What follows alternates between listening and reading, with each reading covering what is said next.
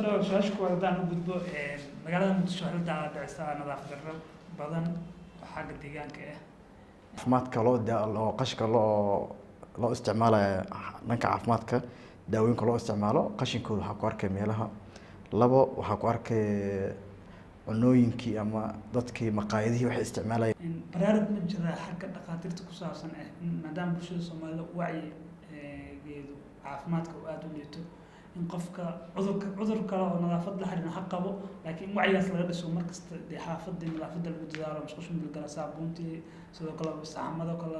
si fiican iskaga talada guud u jeedinayso horta way fiican horta waxaan dareemaa hadda Muqdisho markaa fiirisid كمبنيال في عنا كجور ما شاء الله كو أمانة إن قشن كلا خاضو أو ديجان كلا قربيو هالنقطة قشن كنوع عادي جاه أو ديلي لو استعماله هالنقطة قشن كسبتها هذا عادي وحي استعمالين إن باور لو قاضو وهرت واحد صنوع سكر لو نكسم وإن لو أمانة في عقف كوح قبطي